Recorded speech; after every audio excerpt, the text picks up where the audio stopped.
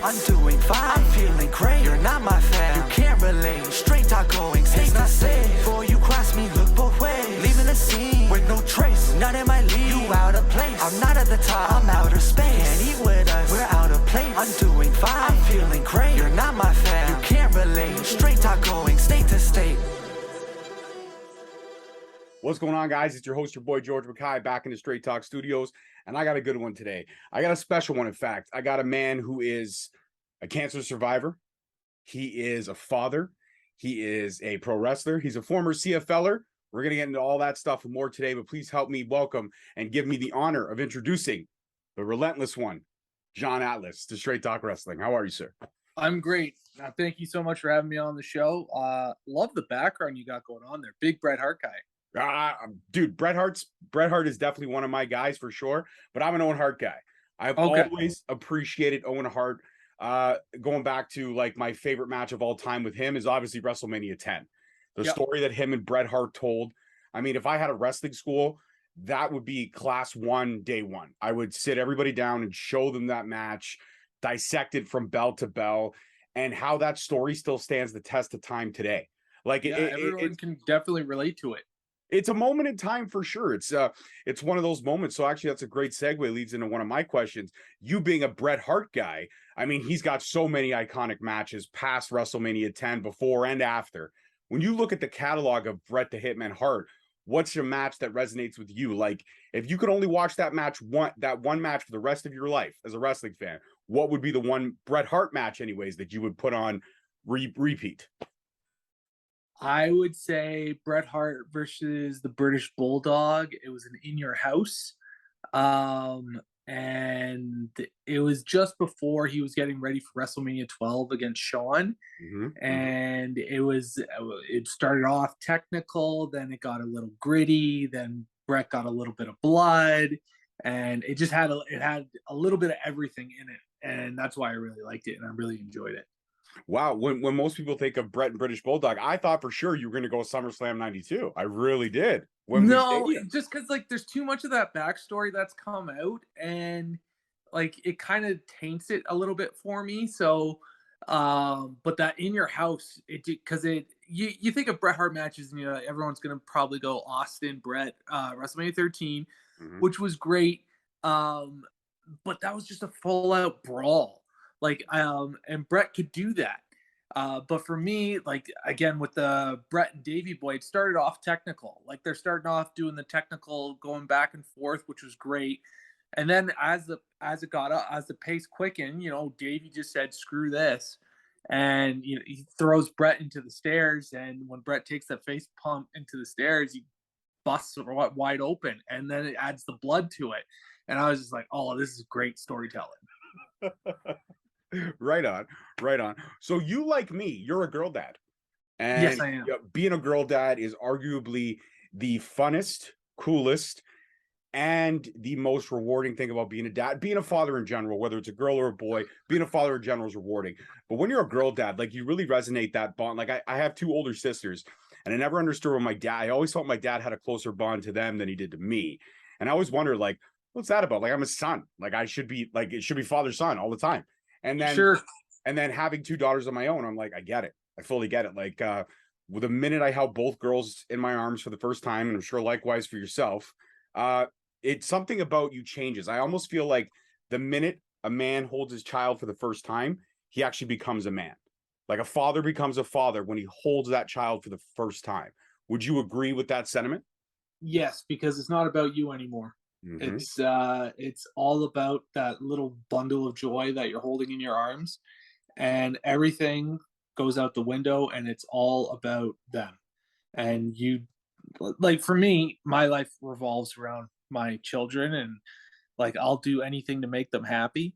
And I have a great family and great support system that still allows me to like do wrestling on weekends and do all my other extracurriculars. Which is great, but most definitely, it's all about them as soon as you hold them in your arms. 100% true. Now, are you like me? Like, when you go somewhere with your kids, if you're going just to get gas, or you're going to the store to pick up I don't know, just a drink for yourself, like a bottle of water, and they come with you, you get suckered into $5 or $10 extra of stuff you would have never bought. And I admit this fully. I get suckered in Yes. every single time. 100. This finger, I'm wrapped right around twice over by both my daughters. So what's the go-to thing they con you into? Is it those little dinky toys that break usually 5 or 10 minutes after you buy them? Or is it like candy? Like what's the what's the 2-year-old is really into the stuffies. Okay. And puppies. So puppies and stuffies, she just adores. And the other day we were just at Canadian Tire, and there happened to be a little puppy stuffed animal there, and she held that thing until we had to go, and then didn't want to put it down. So Dad, had to buy it. And then the older one, it's not the older Carly. She doesn't really. It's not so much the candy and stuff. It's like having her friends over, or doing a sleepover, or the ice cream trucks in the neighborhood. Oh, okay. She's good. She's especially the ice cream truck. That's golden. Yeah, I find the sleepover things on a regular basis. But the cool thing is that me and the mini host, we share a love of horror movies. The bloodier, the scarier, the grimier. Like, we're all about it. It was funny because I remember showing her Goosebumps when she was like 5, and she was scared out of her britches. I was like, great, this kid's got her mom's like sense of scare. She can't handle it. And then I don't know, man, she hit 10 and she was like, Dad, like, I want to start getting into horror movies with you. I was like, all right, you want to go down this rabbit hole with me? That's fine. But just remember that once you once you open Pandora's box with me, you can't close it. You can't close it. And I'd be happy to say that she has adopted and fell in love with horror just like I have, to the point where she knows more about the new stuff coming out than I do. I'll be like, hey, Cass, did you see this really cool article about this movie coming out? She's like, yeah, I knew about it 6 months ago. I'm like, you know what? I don't like it. I don't like when you sit there and you automatically know everything. And that's the thing that sucks. Like, now with these phones in their hands, the next generation feels like they know everything, John. They don't know what our generation had to go through. They don't know what it was like back in the day when, you had a dial-up and a modem. Oh, man. Do you remember that? It used to take 20 minutes to 30 minutes to get online. You remember that? That's right. What about walking? Idea the struggles. Oh, what about walking uphill 50 miles in the snow barefoot, both ways? Uphill both ways. Exactly. You can't get somewhere, you walk. Yeah, I never understood that story when my dad used to tell it to me. He'd be like, yeah, I used to walk 50 miles uphill in the snow barefoot, both ways. Wait a minute. Both ways. If you're going uphill one way, you have to go downhill to get back. No, it was uphill. You couldn't go once you went uphill. You had to go all the way around to the other hill. Same way you came. Yeah, exactly. You can't go the same way. You have to go reverse. So exactly. Always over exaggerations. So, like we talked about, let's get into the CFL for a little bit. So you played the CFL. Again, some of the information when you're researching stuff, it's a little hard to find out the factoids of everything online because the internet can be fickle. But who did you play for? How long did you play for? And did you ever win a Grey Cup? Because I really tried to research that and I couldn't find much information. So yeah, when you do the research, a lot generally tends to pop up about my shooting and everything like that. But I did play in the BC for the BC Lions in 2010 and 11.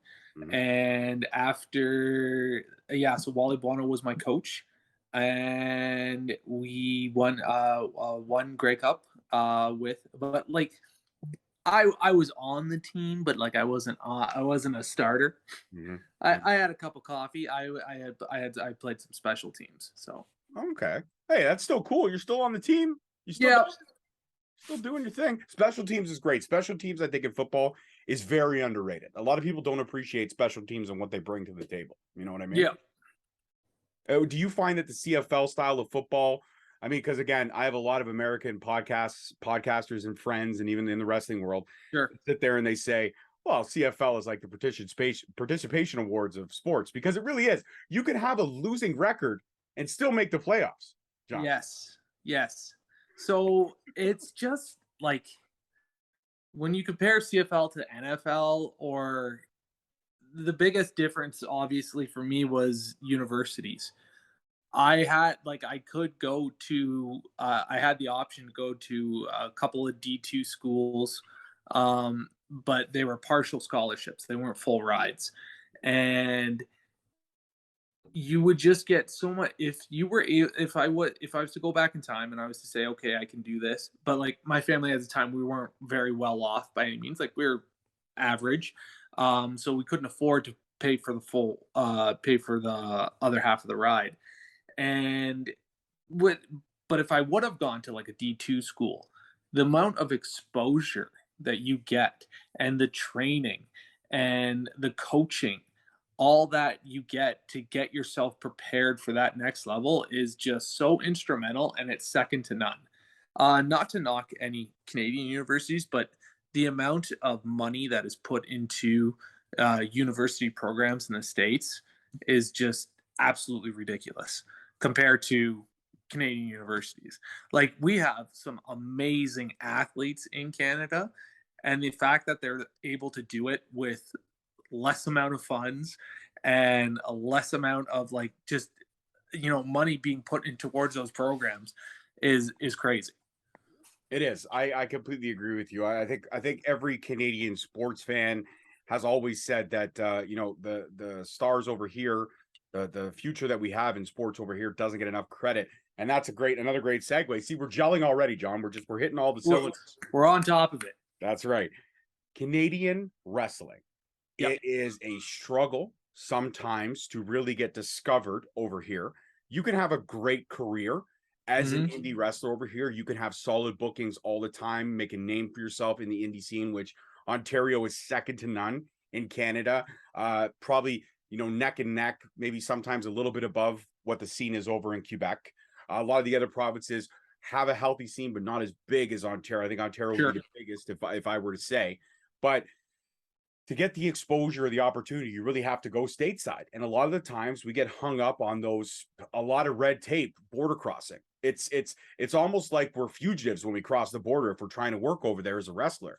I just wish that the rest of the world would allow, or maybe even some of the bigger companies, and I've always said this, if they were just shine a spotlight over here, have a performance center, have an NXT Canada or NXT North or whatever you want to call it, have something where there was more of an opportunity for our talent here to get those opportunities on TV, we would have so many more fans than we already do out here. It would be insane. Yeah, that's 100% true. We have tremendous professional wrestlers. You can go down the line. Like look at a guy that just like Josh Alexander, who just there's the epitome of a guy who never gave up. 2 neck surgeries, had every reason not to. I think he might have had some border issues too, but he was making a name for himself, and he turned it around, got signed with Impact Wrestling, and the guy just busts his butt every time he goes out there for the fans, and he's all over the place.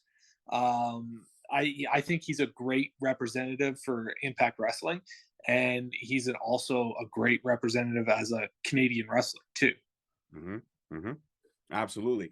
But you yourself, you are no slouch to being a great representative. You've held a lot of titles here in the Indies. My first John Atlas experience was a Destiny show a couple years ago, which you lit it up, and then I got to see you again at Greektown on a very regular basis, and then most recently now at OTT, where it's a new upstart promotion, only the toughest, but it's already making waves out here in the indie scene. They've brought in some big names, and when this episode airs, unfortunately, it'll be past it, but in the upcoming OTT on September 24th, because this is going to drop probably end of September, first week of October, you had a chance to go for the title against Abyss and the current OTT champion, John Greed. That's a big money match. That's big fight field, John. Those are 2 big boys, but again, they're not relentless. You see what I did there? Yeah, I see how you tied that in there. I mean, it's not about the size of the fighter, it's about the heart in the fighter. If you look at today, the best of the best, typically the guys that are at the top of their game aren't necessarily the biggest. You look at a guy like Floyd Money Mayweather, who never lost a boxing match. He wasn't necessarily the biggest guy in the ring.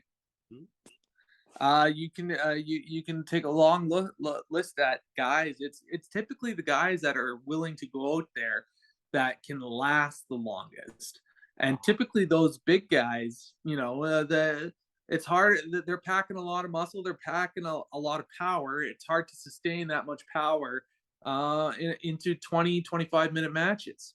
So my theory in all this is if I can weather the storm, take a little bit of punishment, weather the storm, I believe I'm going to be coming out on top, your new OTT champion. Because I have the heart, I have the desire, and I have the ability to outlast both those men. I would agree with that. I would agree with that. I would agree with that in so many layers. Now, with the mini host, you talked about producing and kind of working with the next crop of talent, and how these young up and coming wrestling stars here in the Ontario Indies, they got a lot of great ideas. But sometimes you have to take this big, awesome idea that they have, and you have to condense it to make it something safe that can still get over what they want to do. But like you said, tighten it up a little bit, like take the screws and tighten it. Have you ever had a wrestler, like a younger wrestler, come up to you, like that you were producing a match for, and they were like, this is what we want to do, like this is, and you the idea is crazy and it's just not doable right now, so you have to take it and kind of have you ever had the wildest idea that a wrestler's come up to you and said, I got to do this, man, I know I can pull this off? I have been in those situations.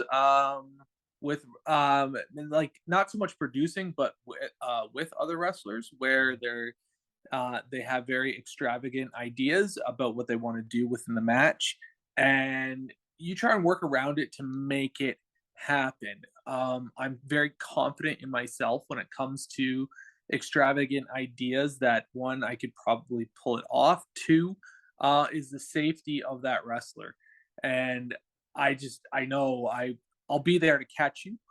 But the other thing is, like, if you're 250 pounds and you're flying over, that's a lot of weight. And that's a lot of weight to come crashing down on anybody, let alone just one person. So some of the risks, it can be rewarding, but on the other side, like, you only have one body. And one slip here, one slip there, like, you want to keep doing this for a long time and not a short time. And for a lot of those young guys, like, it's so hard because, like, I'm a big fan of Mick Foley's podcast, and I listen to Mick Foley, but at the same time, Mick Foley 6'4", 260, 270 pounds, big guy. Took a lot of chances in his early days in his career, a lot to make his stuff look real and believable. So I get it when somebody wants to do the same thing. So it's hard. I just try to do as best I can to make it happen.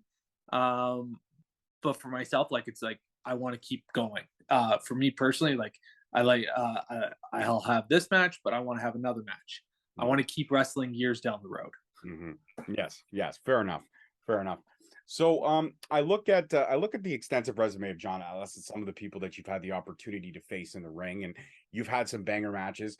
Dare I say, and I coined this first, I don't give a fuck what Dave Metzler says, I coined the 10-star match, not him, me. I was the first one, but right. He'll take all the credit because he's got way more of a following than I do, and that's fine. Sure. That's fine. But you've had a couple of matches where I was like, damn, like, this is phenomenal. Like, this just really puts in perspective of the talent that you are. And what I appreciate about you is that you're very hybrid, but not hybrid in the way that most people would think. You don't necessarily mix up styles. You do, and you do that very well. But I find you hybrid in terms of old school and new school. You have an appreciation for the old school storytelling, but I find that a John Atlas match will tell me the story in a new style way. Not so much looking for the quick, oh my God moment or the orgasm pop of a fan, but more so looking for the build. Because you got to have a great build, and then you got to reach that peak, and then you got to bring it home, but still on that peak level. It's almost got to be a consistency, if you will. Correct. And I feel like John Atlas matches give me that in so many different layers. So that's what it's a compliment to you, by the way, because again, that hybrid of bringing the old school and the new school together, is that something that you've always incorporated in your entire career? Or is that something that, again, was like maybe something down the line where you evolved and you realized I could do this, but I can make it look like this? I would say evolved, and especially just before the pandemic and during the pandemic. So I would say just before the pandemic, I was in a situation where I felt like I had to have that oh my god pop in my matches. And I was like, what is going on? Like I could feel the wrestling business itself changing and the fan base changing. Like what used to work wasn't necessarily working anymore. And so I really had to step back and just really look at what is generating with fans today. And a team that I watch all the time, FTR, they really put it in perspective for me. Yeah. I think like Dax Hardwood is probably one of my favorite professional wrestlers today. He is so good, and to your compliment to me, I think that guy is the perfect blend of old school, new school, and watching their matches and their style, it was, oh, this is the same thing that I don't need to reinvent the wheel here, but it's little things, intensity, facial expressions, selling, all that. Like I was losing focus on all that to make the pop. When you don't need to lose, if you don't lose focus on all those things and you keep up the intensity and the different facials, that's how you get the people sucked in. That's how you get them involved. And yeah, so I watching a lot of FTR matches and how FTR wrestle. I realized I'm like, okay, this is how you can blend the perfect style of old and new. Absolutely. I'm a big FTR fan. Again, Revival, back from the Revival days, man. Those matches they had with DIY, yeah, they were some of the hands down best matches in NXT Black and Gold. Period. If anybody sits there and tells me different, I have no problem smacking them. Like quickly smacking them, then running away. I'm not much of a confrontational person. I only fight when I have to. I don't fight when I, just for the hell of fighting. For sure. But let's switch gears here and get a little serious for a second before we go back to wrestling. Let's talk about fighting when you have to. I mentioned earlier at the beginning of the show when I introed you to a lot of people who don't know, you are a cancer survivor and cancer a fighter, if you will. You went a couple rounds with cancer and you came on the other side where a lot of people aren't lucky enough. Like, again, the little boy you talked about with the mini host Bentley, who unfortunately lost his fight to cancer, and it was a hell of a fight. I know that kid went 50. Best lyric I ever heard in a rap song was a song called Goodbye by Slaughterhouse, and Royce the 5'9's verse speaks it perfectly, where he says, me and my idol in a disease, my idol in chemo going 12 rounds with the disease and still losing the fight. And that's really what it is. And to put it in blatant perspective, it's you and chemo, or you and surgery, depending on how early they catch it, to go and fight this disease that is incurable. Or so they say. I could go down the conspiracy theory rabbit holes and say, if you've got a lot of money, there is a cure for cancer out there, depending how much money you have. But I'm not going to go down the rabbit holes. I'm going to keep it simple and just say that, John Atlas is relentless because he went 12 rounds and he came out the other side. Now, there are so many different forms of cancer. I believe there's over 4,000. So what was, again, I know, but I'd like the fan base to know, what was the type of cancer that you were battling? So I had 2 different bouts with cancer, which the first one was testicular, and the second one was a different one called PNET. And that one, so what they had found was when they were going in and removing the tumors from my lungs, was on one of the second to last surgeries, they were like, oh, there's a partial mutation from the old cancer to this new type of cancer called PNET. Although it had not shown up anywhere in my body, the protocol was to put me on chemotherapy for about a year and go and do that and see, what happens. So those were the 2 different types of cancer. Wow.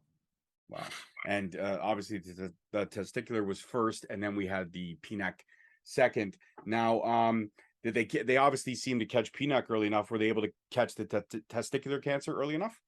Yes, both were able to be caught early enough, which is good. And I've been pretty good ever since, God willing. I just had I had a CT scan just recently. So I go up for my follow-ups now every 6 months. Mhm. And yeah, And it's been showing no signs of any return or anything like that, which is nothing, not, yeah, everything's been good. So hopefully everything continues to stay that way. that's fantastic, man. Congratulations. And again, a testament to who you are as a person, because a lot of people, when they look at like my dad recently, over the last couple of years, he's been fighting prostate cancer, and he beat the first round. There's a chance that it looks like it may be returning. So, God willing, at the age of 70, the most stubborn man on the planet that I know is still fighting a good fight, and hopefully he gets past that point. But when you look at when you go back, and not to bring up any bad memories, when you go back and you got the diagnosis the first time around, and I mean, I'm assuming daughter one was around, daughter two was probably not here quite yet. Correct. Yeah. So when you're staring on the barrel of the gun and looking at there's this little person whose life, like you said, doesn't matter about you anymore, it matters about her. But the fight now is a fight that you unfortunately have to go alone. You're going to have that support system around you, but the fight is yours and yours alone at certain points. You need people to perk you up and keep you up. But looking at your wife and your first daughter, knowing that this was happening, I mean, tons of emotions going through your head. But what was perspective for you? Was perspective for you looking at them and say, I'm going to fight for them. I'm going to fight for them. I'm going to fight for me. I'm going to do it for us.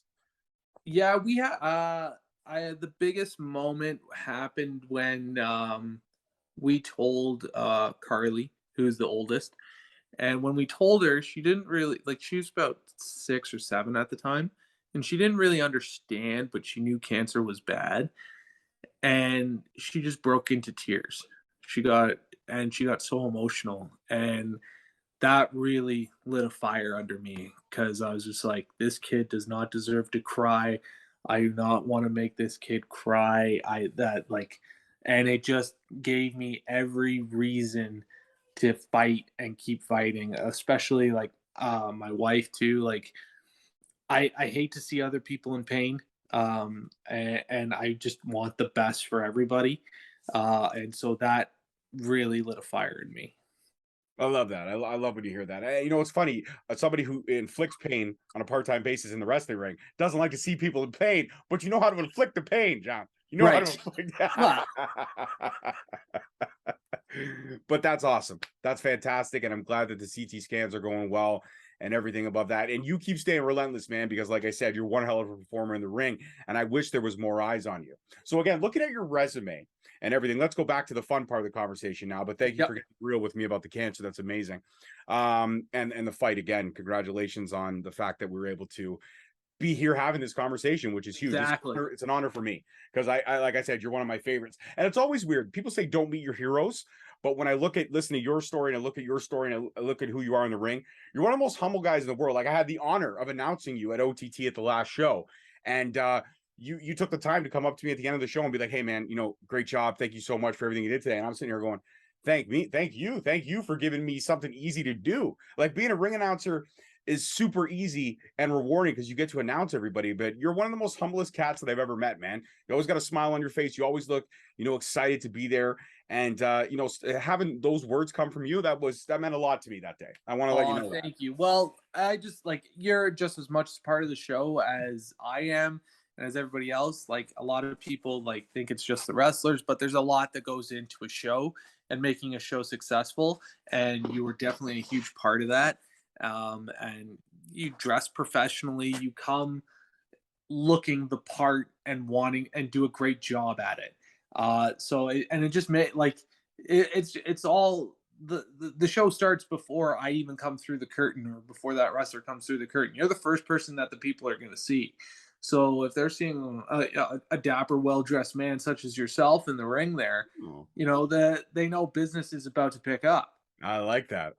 Yeah. I try my best to do my best. I try to do my best Howard Finkel, try to do my best, Bruce Buffer. I think I nailed it pretty good sometimes. I think I did pretty good. These guys are all in the ring in tuxes and they're all out there busting hard. Like, come on. A little bit of professionalism. It's true. I got to tell you, man, the best part of the night though was getting that suit off, getting that tie off, getting that shirt untucked. Most definitely. Oh, buddy, when I put my shorts back on, just my jean shorts on, I was like, oh, this is great. This Yeah. is everything right now. Yes. So, in terms of your resume and the battles that you've had in the ring, who would you say brings out the best John Atlas? Who brings out, when you're like, if you're staring across the ring at an opponent that you face so many times, who's the opponent that makes John Atlas go to that next gear that only John Atlas knows he can go to? I would say, I don't know if you saw the match or not, but one of them, a person that would push me to the would be Bill Collier. Bill Collier, he's a Buffalo guy, but he pushes me to a whole new level. And he goes by Big Time Bill Collier, and he is big time, and he has the ability to get that out of me, to make me go to that next level.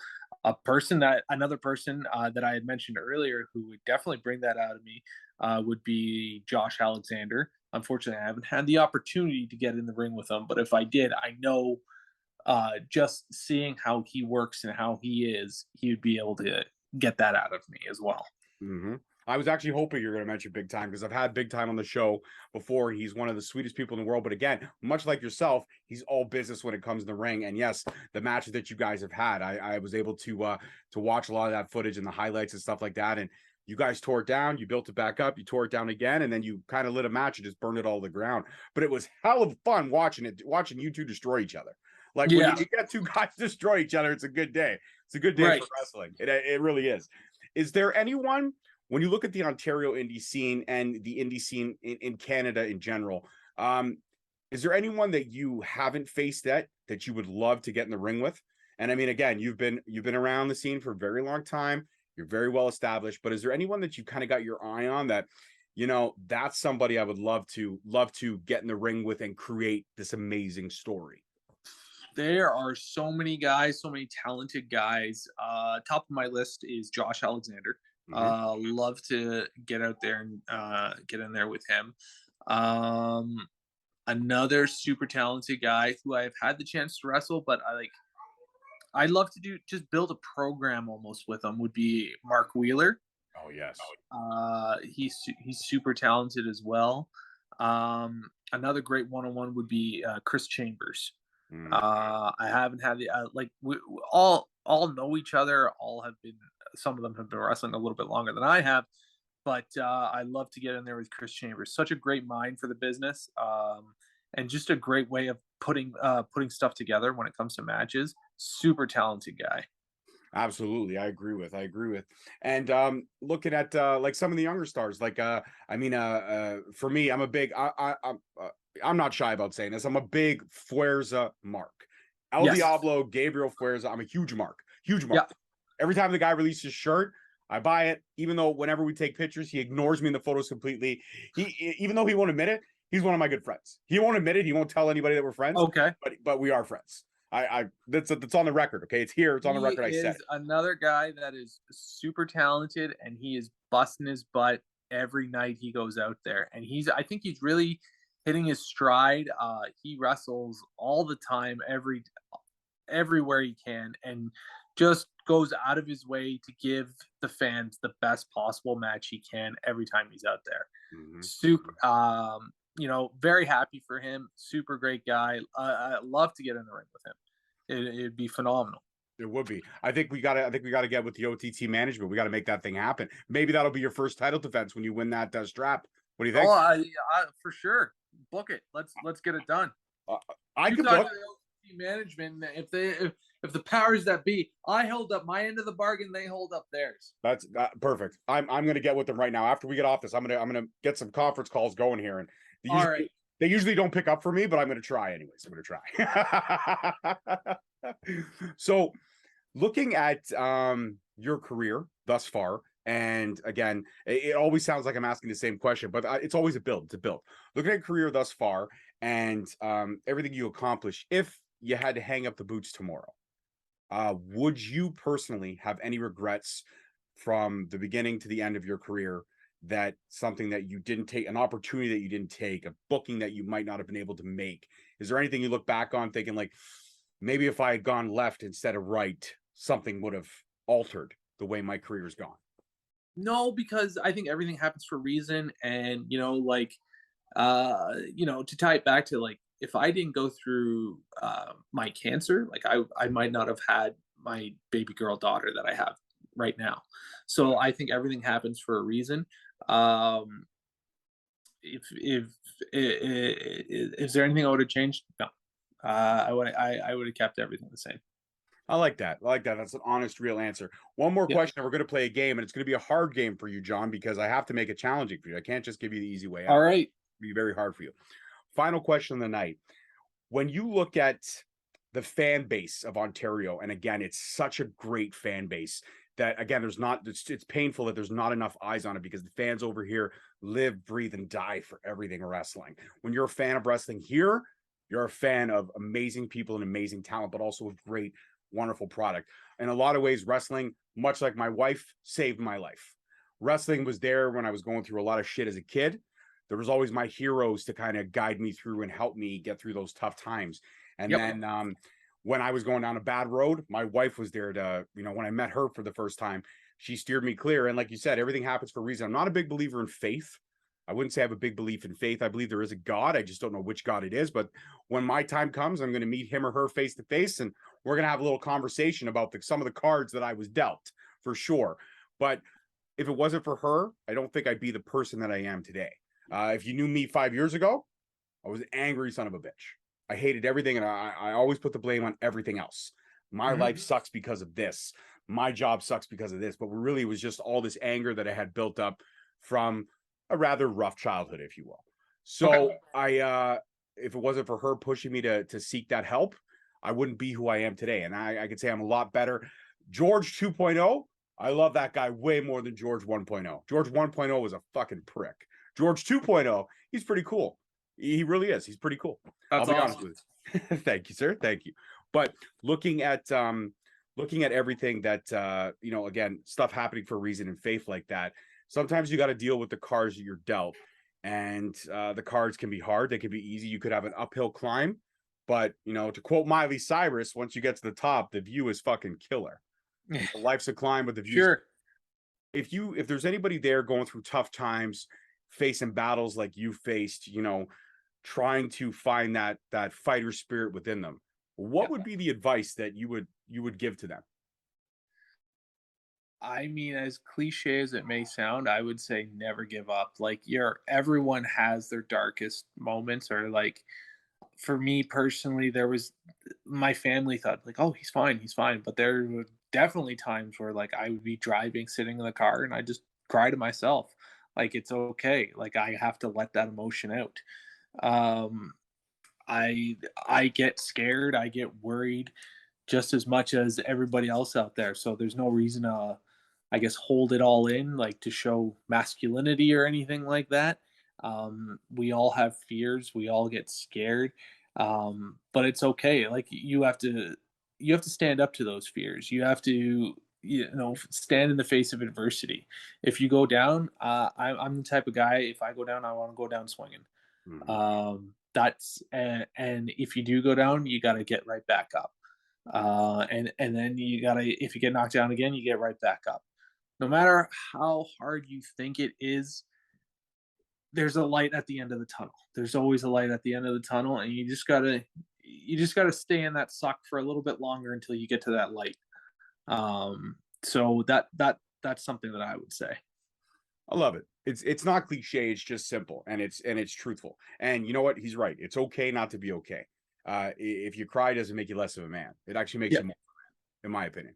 If you cry, and you know what? I'm not gonna lie. John, ever since I had my daughters, I don't know about you, I weep at everything. You know the Rogers commercial where the daughter's got a flat tire and the dad's on the phone, and he's like, "Don't worry, honey. Dude, I bawl. I blubber like a baby during that commercial." Yeah, you get all emotional because it's more, it's so much more than you. It's just like, everyone gets kind of caught up in their heads, but there's so much more out there than just you personally. You may think like this might be the biggest thing, but it's really not. It is. It is very small in the grand scheme of things. It is so That's right. small. Sometimes you don't even realize it.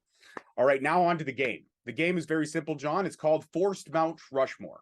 What that means is that I give you 5 wrestlers of my choosing, and you have to put them in order from 5 to 1.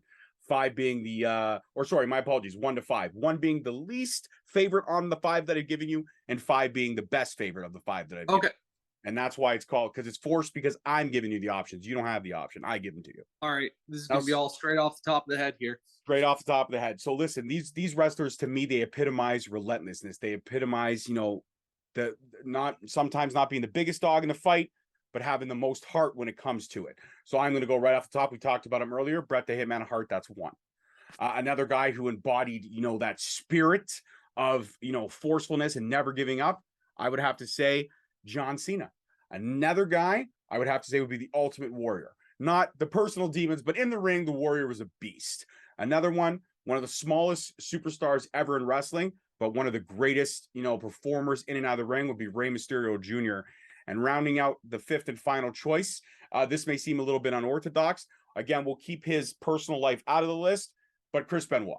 Chris Benoit arguably was one of the guys who was technically sound in the ring, and he was very hard to put down. He would keep coming. He was like the Energizer Bunny in that ring. Yeah. So those are your 5. Where would you rank them? 1 to 5. Again, 1 being your least favorite, 5 being your favorite. So 1 would be Warrior. Okay. I'm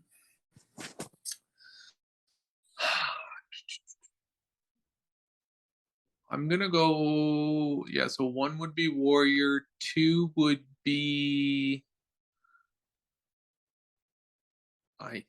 So you said it was Warrior. Oh yeah. So I'll go. 2 would be Benoit. Okay. 3 would be Mysterio. Mm-hmm.